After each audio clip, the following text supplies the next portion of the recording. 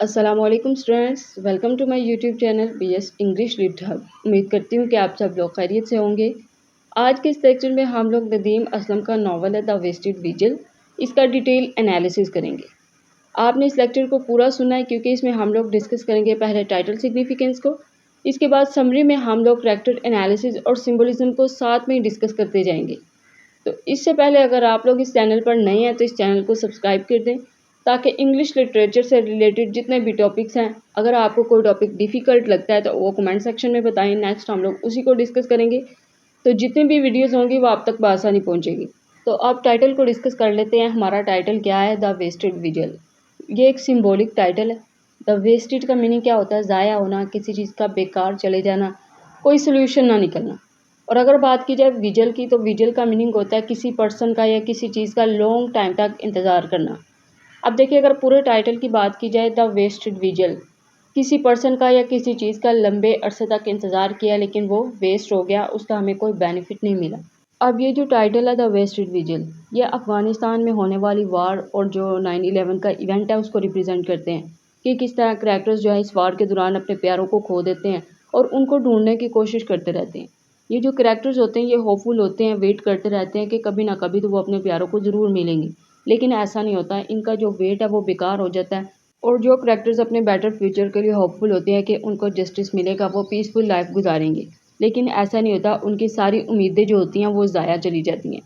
For example देखिए कि एक स्टूडेंट है जो दिन रात मेहनत करता है, वो लॉन्ग टाइम से स्ट्रगल कर रहा है कि उसे पीयू में एडमिशन मिल जाए, लेकिन किसी एक इशू की वजह से उसका एडमिशन नहीं हो पाता। लेकिन इसके पीछे उसका लॉन्ग टाइम का वेट है, लॉन्ग टाइम की होप है, जो सब वेस्ट हो गया। तो द वेस्टेड विजल भी इसी का नाम है कि जो इंसान की एक्सपेक्टेशंस होती हैं उसके अकॉर्डिंग उसको रिजल्ट नहीं मिलता। तो नॉवल के अंदर भी जो करैक्टर्स होते हैं वो भी लॉन्ग टाइम से वेट कर रहे होते हैं। कोई बेटर फ्यूचर के लिए वेट कर रहा होता है, कोई जस्टिस के लिए वेट कर रहा होता है, कोई अपने प्यारों को फाइंड करने के लिए वेट कर रहा होता है कि वो उसे मिले। तो लेकिन इन सब का जो वेट है वो वेस्ट हो जाता है। तो वेस्टेड विजल भी इसी को कहते हैं। वेस्ट होने वाली जो चीज़ें होती हैं, इंसान का वेट वेस्ट हो जाता है, इंसान की जो होप्स होती हैं वो टूट जाती हैं, इसकी जो डिज़ायर्स होती हैं वो कंप्लीट नहीं होती। और रियलिटी में भी इंसान की बहुत सी ऐसी डिज़ायर्स होती हैं जिनका वो लॉन्ग टाइम से वेट कर रहा होता है, लेकिन वो कभी मुकम्मल नहीं हो पाती।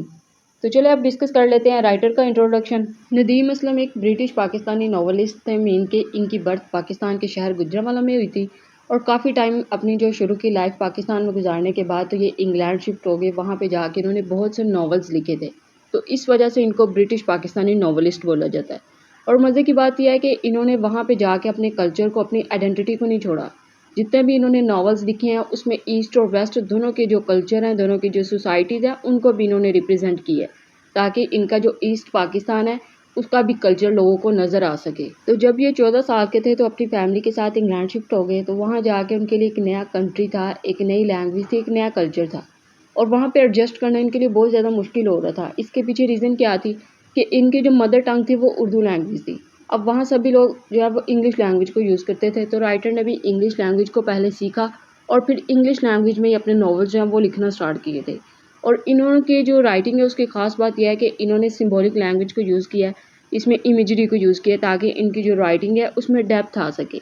तो इनके इसी राइटिंग स्टाइल की वजह से नदीम असलम को साउथ एशिया के जो मोस्ट फेमस नॉवलिस्ट हैं, मोस्ट फेमस राइटर्स हैं, उनमें काउंट किया जाता है, क्योंकि इनकी जो राइटिंग्स थी वो डिफरेंट लैंग्वेजेस में ट्रांसलेट हुई, डिफरेंट लैंग्वेजेस में पब्लिश हुई थी। ये जो नावल हम लोग डिस्कस कर रहे हैं द वेस्टेड विजल, ये भी मोस्ट फेमस नावल है क्योंकि इसमें अफ़गानिस्तान की वार को डिस्कस किया गया है। वार के बाद लोगों की लाइफ पे क्या इम्पैक्ट पड़ता है, लोगों को क्या क्या फेस करना पड़ता है। और इस नावल के राइटर हैं नदीम असलम और ये नावल 2008 में पब्लिश हुआ था।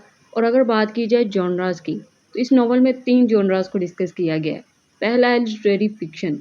फ़िक्शन किसको बोलते हैं? अफ़साने को बोलते हैं। और लिटरेरी इस वजह से है क्योंकि इसमें जो करैक्टर्स होते हैं वो इमोशंस और जो रिलेशनशिप्स होता है उसको डीपली डिस्क्राइब करते हैं, क्योंकि इसमें रिलेशनशिप को दिखाया गया है किस तरह जो करैक्टर्स होते हैं वो अपने प्यारों को ढूंढने की कोशिश कर रहे होते हैं, उनके साथ उनका डीप कनेक्शन होता है। और इसके बाद है हिस्टोरिकल फ़िक्शन।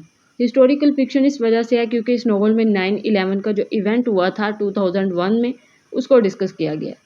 अब 9/11 का इवेंट्स आप लोगों ने बुक्स में भी पढ़ा है, रिलैक्टेंट फंडामेंटलिस्ट जो नावल है उसमें भी डिस्कस किया होगा, लेकिन फिर भी मैं आपको थोड़ा सा एक्सप्लेन कर देती हूँ। 11 सितंबर 2001 की सुबह अमेरिका के 4 पैसेंजर्स तैयारे जो थे वो ट्रैवल कर रहे थे और टेररिस्ट की जो टीम थी तंजीमुल कायदा, उन्होंने इन तैयारों को हैक कर लिया। तो अब एक तैयारा जो था वो वर्ल्ड ट्रेड सेंटर में गिरा, दूसरा जो साउथ टावर था उससे टकराया। इसके बाद तीसरा तैयारा जो था वो पेंटागन में गिरा और चौथा तैयारा इसी तरह पेंसिल्वेनिया में गिर गया। मीन के उनके जो 4 पैसेंजर्स तैयारे थे वो तबाह हो गए। तो उनसे 3000 जो उनके पैसेंजर्स थे उनकी डेथ हो गई थी। अब अमेरिका को ये लगता था कि ये जो तालिबान की हुकूमत अफ़गानिस्तान में है वो तंजीमुल कायदा जो टेररिस्ट हैं उनको सपोर्ट कर रहे हैं। तो इस वजह से अमेरिका ने अफ़गानिस्तान पे हमला किया ताकि वो इनसे अपना बदला ले सके। अब देखिए 9/11 का इवेंट 2001 में हुआ था, लेकिन ये जो नावल है ये 2008 में पब्लिश हुआ। अब इस नावल में डिस्कस किया गया है कि 9/11 इवेंट के बाद अफ़गानिस्तान और अमेरिका की जो वार हुई थी उससे अफ़गानिस्तान के लोगों पर और अमेरिका के लोगों पर क्या इम्पैक्ट पड़ा था। इस वार के दौरान बहुत से जो करैक्टर्स थे उन्होंने अपने प्यारों को खो दिया था, तो हमने उनको डिस्कस करना है। तो इस वजह से इस नावल को वार नावल भी बोला गया क्योंकि इसमें जंग को डिस्कस किया गया। तो अब सेटिंग प्लेस आपको पता चल गया कि इसमें क्लियरली बताया गया कि अफ़गानिस्तान की वार को डिस्कस किया गया। इसमें तालिबान की हुकूमत को दिखाया गया, 9/11 का जो इवेंट है उसको डिस्कस किया गया। और अगर लोकेशन की बात की जाए तो मार्कस कॉल्डवेल का हाउस दिखाया गया। वहाँ पे डिफरेंट करैक्टर्स आते हैं, एक दूसरे से बात करते हैं, अपने जो पास्ट के सीक्रेट्स होते हैं वो शेयर करते हैं। मीन के अपनी लाइफ की जो स्टोरीज होती हैं वो एक दूसरे को सुनाते हैं। इन सब का पीछे पेन एक जैसी है, कोई अपने प्यारों को ढूंढ रहा है, कोई इस वार की वजह से खुद तकलीफ में है, अपने जो पास्ट को भूलने की कोशिश कर रहा है। ठीक है, तो ये सारे करैक्टर्स जो होते हैं मार्कस कॉल्डवेल के हाउस में एक दूसरे से मिलते हैं और यहाँ एक कंप्लीट स्टोरी जो है वो इसी के राउंड अबाउट घूमती है। लेकिन इसमें ये जो घर है अफ़गानिस्तान में दिखाया गया और इसके साथ साथ अफ़गानिस्तान के जो डिफरेंट शहर हैं वो भी दिखाए गए हैं कि किस तरह वो टूटे बिखरे हुए हैं। वार की वजह से उनकी हालत बहुत ज़्यादा ख़राब हो चुकी है। और अगर नैरेटिव स्टाइल की बात की जाए कि मीन की ये स्टोरी किस स्टाइल में लिखी गई है, तो नॉन लीनियर स्टाइल में लिखी गई है। इसका मतलब होता है कि स्टोरी को सीक्वेंस के साथ नहीं लिखा गया, मीन के स्टार्ट मिडल फिर एंड इस तरह से नहीं लिखा गया। इसमें स्टोरी स्टार्ट होती है, कभी प्रेजेंट को दिखाया जाता है, कभी पास्ट को डिस्कस किया जाता है। मीन के करैक्टर अपने पास्ट को भी साथ साथ डिस्कस करते जाते हैं और अपने प्रेजेंट को भी डिस्क्राइब कर रहे होते हैं। तो चलिए अब डिस्कस कर लेते हैं समरी को। नॉवल का स्टार्ट यहाँ से होता है कि अफ़गानिस्तान को दिखाया गया है कि अफ़गानिस्तान में कई सालों से वार चल रही है और उस वार की वजह से हर तरफ डिस्ट्रक्शन है, टेररिज्म को दिखाया गया है। तो इसी वार के दौरान एक कैरेक्टर है मार्कस कॉल्डवेल, उसका हाउस दिखाया गया। वहाँ पर डिफरेंट कैरेक्टर्स आते हैं, थोड़ी देर के लिए स्टे करते हैं, अपनी स्टोरीज़ को वो डिस्क्राइब करते हैं। अब मार्कस कॉल्डवेल जो है वो एक ब्रिटिश डॉक्टर होता है, मीन के अंग्रेज़ डॉक्टर होता है और अफ़गानिस्तान अपनी बीवी कतरीना को लेके शिफ्ट हो जाता है ताकि वार की वजह से जो अफ़गानिस्तान के लोगों को मेडिकल ट्रीटमेंट की ज़रूरत है वो दे सके। अब अफ़गानिस्तान में काफ़ी टाइम स्पेंड करने के बाद इसका लोगों के साथ अटैचमेंट बहुत ज़्यादा हो जाती है, तो ये डिसीजन लेता है कि ये अब से अफ़गानिस्तान ही रहेगा, इंग्लैंड वापस नहीं जाएगा। तो अफ़गानिस्तान में चूँकि वार चल रही होती है तो इस वार के दौरान इसकी जो बीवी होती है कतरीना, उसको कुछ लोग किडनैप कर लेते हैं। क्योंकि ये गैर मुल्की होती है, रशिया से आई होती है, तो इनको लगता है कि ये धोखेबाज औरत है, इनको किसी किस्म का नुकसान पहुँचा सकती है। तो इस वजह से वो कतरीना को किडनैप कर लेते हैं, उसके दोनों बाजू काट देते हैं, हाथ काट देते हैं और इसके बाद उसे छोड़ देते हैं। लेकिन कतरीना जो है वो फिज़िकली और इमोशनली बहुत पेन में होती है, तो वो इस पेन को बेयर नहीं कर पाती, तो इसकी डेथ हो जाती है। अब देखिए मार्कस जो है वो प्रोफेशनली डॉक्टर होता है, लोगों को सर्विस प्रोवाइड करता है। एक तो उसकी अटैचमेंट इस वजह से होती है और दूसरा उसकी बीवी की डेथ होने की वजह से वो अफ़गानिस्तान के लोगों के साथ इमोशनली कनेक्टेड हो जाता है। वो अपनी बीवी की डेथ को भूल ही नहीं पाता, वो उसकी याद में उसके जो कपड़े होते हैं, उसकी बुक्स और उसकी जितनी भी ज़रूरत की चीज़ें होती हैं उन सबको संभाल के रखता है। वो डेली उसकी कब्र पर जाता है और उसी की याद में अपनी लाइफ को तनहा गुजारता है। तो मार्कस अपनी बीवी की मेमोरीज़ के साथ इसी घर में तनहा रह रहा होता है कि स्टोरी में डिफरेंट कैरेक्टर्स आते हैं। पहले लौरा आती है जो रशिया से आती है, फिर डेविड अमेरिका से आता है और फिर कासा आता है जो कि इस वार में हिस्सा ले चुका होता है। ये जो तमाम कैरेक्टर्स हैं इनकी नेशनैलिटी अलग है, इनका जो रिलीजन है, इनकी जो लाइफ का एक्सपीरियंस होता है वो एक दूसरे से डिफरेंट होता है। लेकिन इन सब में एक बात कॉमन होती है कि हर पर्सन जो है वो अपने पास्ट के पेन को, अपने लॉस को या फिर उनका जो अपने से कोई प्यारा दूर हो चुका है उसको ढूंढने के लिए वो अफ़गानिस्तान आए होते हैं। तो इस तरह ये नावल जो है वो एक पर्सन की स्टोरी नहीं है बल्कि डिफरेंट कैरेक्टर्स की स्टोरी है। तो इन सब की स्टोरीज़ को मिला के तो फिर हमारे पास ये नावल बना है द वेस्टेड विजल।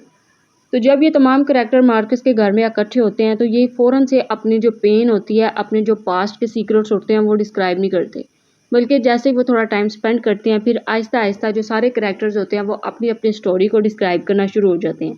अब देखिए जो करैक्टर्स हैं वो मार्कस के घर में हैं, तो वो प्रेजेंट में हैं। लेकिन जब वो अपने सीक्रेट्स को शेयर करेंगे तो वो पास्ट को रिप्रेजेंट करेंगे। तो इस तरह जो नॉवल की स्टोरी होती है वो नॉन लीनियर नैरेटिव स्टाइल में होती है। पास्ट और प्रेजेंट एक साथ चल रहे होते हैं। अब यहाँ पे जो मार्कस होता है वो अपनी ये स्टोरी बताता है कि उसकी बेटी ज़मीना जो होती है वो काफ़ी टाइम से लापता होती है। उसको किसी ने किडनैप कर लिया होता है, वो मिल ही नहीं रही होती। क्योंकि जब कतरीना की डेथ हुई थी तो उस टाइम इनकी एक बेटी भी थी ज़मीना। तो उसके बाद तालिबान ने इनको किडनैप कर लिया। तो जो मार्कस होता है उसकी सारी लाइफ अपनी बेटी को ढूंढने में गुजर जाती है। वो होप को नहीं छोड़ता। उसको इस चीज़ का दुख होता है कि उसकी बेटी है लेकिन वो अपनी बेटी से दूर है। और इस बात का भी दुख होता है कि वो अपनी बेटी को बचा नहीं पाया। तो उसकी सारी लाइफ उसके वेट करने में गुजर जाती है और अपनी बेटी के राउंड अबाउट घूमती रहती है। इसके बाद लॉरा अपनी स्टोरी सुनाती है कि वो रशिया से आई है अफगानिस्तान अपने भाई बेनेडिक्ट को ढूंढने के लिए। क्योंकि इसका जो भाई है उसने सोवियत वार के दौरान अफगानिस्तान आया था और फिर वो मिल ही नहीं पाया। उसके बारे में कुछ पता ही नहीं चला। तो लॉरा अपने भाई के बारे में ये जानना चाहती है कि उसको किसी ने किडनैप तो नहीं कर लिया, उसके साथ क्या हुआ है। वो अपने भाई को ढूंढने के लिए आई होती है। इसके बाद डेविड है जो कि अमेरिकन कैरेक्टर होता है और अफगानिस्तान आता है ताकि अफगानिस्तान के लोगों के साथ जो इसका इमोशनल कनेक्शन है उसको अंडरस्टैंड कर सके। वो कनेक्शन किस तरह है कि एक बहुत ज़्यादा इमोशनल पर्सन होता है। तो ये चाहता है कि न्यूज़पेपर्स या फिर पॉलिटिक्स के ज़रिए लोगों की पेन को अंडरस्टैंड नहीं करे, बल्कि अफगानिस्तान जाए और वहाँ पे जाके लोगों को डायरेक्टली देखे कि वो अफगानिस्तान के लोग इस वार के दौरान अपनी लाइफ को किस तरह स्पेंड करते हैं, किस तरह वो स्ट्रगल कर रहे हैं। तो ये डेविड जो है वो डायरेक्टली लोगों की लाइफ को अंडरस्टैंड करने के लिए तो अफगानिस्तान आता है। इसके बाद कासा है। कासा अपनी ये स्टोरी सुनाता है कि इसने जो वार हुआ उसमें डायरेक्टली पार्ट लिया है और वो इस वजह से पेन में है क्योंकि इसने अपने पास्ट में रॉन्ग डिसीजन लिए थे। अब देखिए ये जो तमाम कैरेक्टर्स की जर्नी है वो ये रिप्रेजेंट करती है कि ये वार होती है ना, वो सिर्फ इंसान की ज़िंदगियाँ नहीं लेती, बल्कि इसके साथ साथ जो फैमिलीज़ होती हैं वो भी बिखर जाती हैं। लोग एक दूसरे से जुदा हो जाते हैं और इंसानों को ऐसे बॉन्ड्स मिल जाते हैं जो काफ़ी टाइम गुजर जाने के बाद भी नहीं बढ़ते। तो हर करैक्टर जो है वो अपने किसी ना किसी खोई हुई चीज़ को ढूंढने की कोशिश कर रहा है। कोई अपने पीस को फाइंड कर रहा है, कोई अपनी आइडेंटिटी को फाइंड कर रहा है, कोई अपनी बेटी को फाइंड कर रहा है, कोई अपने भाई को फाइंड कर रहा है। तो इस तरह ये जो वार होती है वो सिर्फ बैटल फील्ड तक लिमिटेड नहीं रहती। ये जो कॉमन पीपल होते हैं, जो ऑर्डिनरी पीपल्स होते हैं, उनकी पूरी लाइफ को चेंज कर देती है।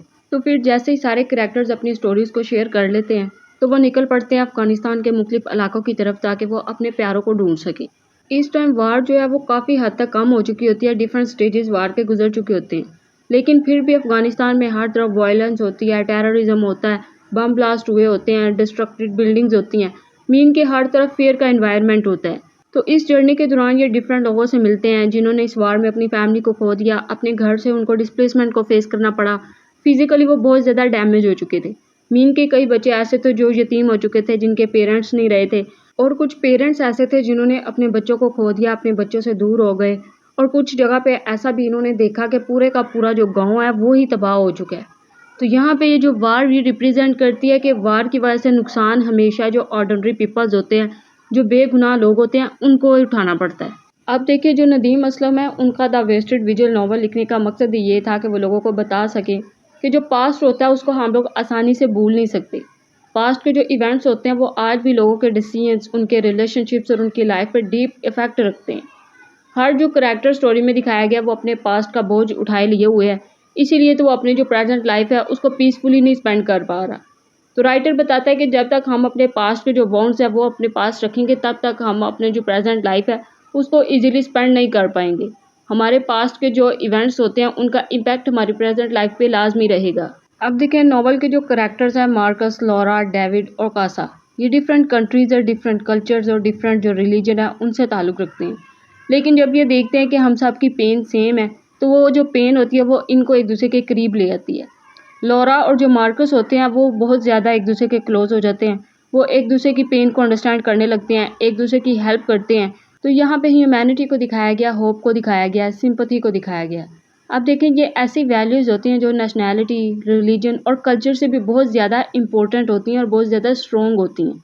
और अगर एंडिंग की बात की जाए तो नॉवल की जो एंडिंग है वो हैप्पी नहीं होती, क्योंकि जितने भी करैक्टर्स दिखाए गए हैं नॉवल में वो सब अपनी फाइंडिंग में सक्सेसफुल नहीं हो पाते। मीन के वो अपने प्यारों को ढूंढ नहीं पाते और कुछ करैक्टर्स ऐसे होते हैं जिनको अपने क्वेश्चंस के आंसर्स नहीं मिल पाते।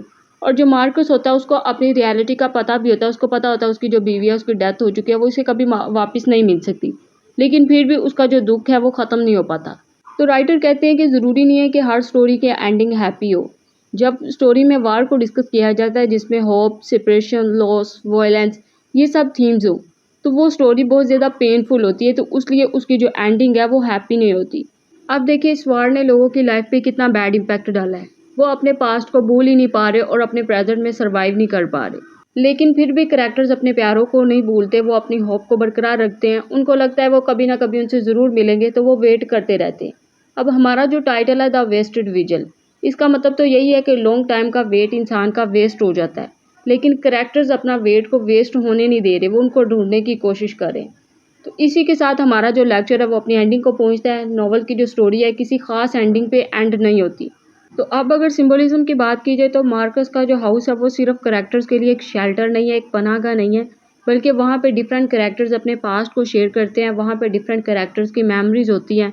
तो इसलिए ये जो हाउस है वो अफगानिस्तान की हिस्ट्री को रिप्रेजेंट करता है, क्योंकि सारे कैरेक्टर्स यहाँ पे मिल के बैठते हैं और अपनी हिस्ट्री को शेयर करते हैं। और जब ये कैरेक्टर्स अफगानिस्तान के डिफरेंट सिटीज़ का ट्रैवल करते हैं तो वहाँ पर ये बुद्धा का स्टैचू देखते हैं। अब ये जो स्टैचू होता है वो डिस्ट्रॉय हो चुका होता है, लेकिन वो इस चीज़ का सिंबल होता है कि इस वार ने सिर्फ फिजिकली लोगों को डैमेज नहीं किया, बल्कि जो अफगानिस्तान है उसके कल्चर को भी डिस्ट्रॉय कर दिया है। इसके बाद नॉवल में बर्ड्स दिखाए गए हैं जो कि होप का एक सिंबल है। वो कैरेक्टर्स को बताते हैं कि फियर और वायलेंस के बावजूद भी आप लोग एक पीसफुल लाइफ स्पेंड कर सकते हैं, आप एक आज़ाद ज़िंदगी गुजार सकते हैं। इसके बाद ब्लड है, ब्लड जो कि सैक्रिफाइस, पेन, लॉस और वार की कॉस्ट को रिप्रेजेंट करता है। ये बताता है कि हर वार में सबसे ज़्यादा जो लॉस होता है वो इंसानों का होता है। इसके बाद है जर्नी। जर्नी का मीनिंग ये नहीं है कि एक जगह से दूसरी जगह ट्रैवल करना है, बल्कि राइटर कहते हैं कि जर्नी यहाँ पे आइडेंटिटी को फाइंड करने, खुद को अंडरस्टैंड करने का एक सिंबल है। तो इसी के साथ हमारा आज का लेक्चर जो है वो अपनी एंडिंग को पहुँचता है। तो अगर आपको ये वीडियो अच्छी लगी है तो इस वीडियो को लाइक करें, चैनल को सब्सक्राइब करें और बेल आइकॉन को लाजमी क्लिक करें, ताकि नेक्स्ट टॉपिक पर जो भी वीडियो आए वो आप तक बआसानी पहुँच सके। और काइंडली कमेंट सेक्शन में मुझे लाजमी बताया करें कि आपको ये वीडियो कैसी लगी है और आप नेक्स्ट किस टॉपिक पर ये वीडियो चाहते हैं। तो चले मिलते हैं हम अपनी नेक्स्ट वीडियो के अंदर। अपना बहुत ज़्यादा ख्याल रखिएगा। अल्लाह हाफिज़।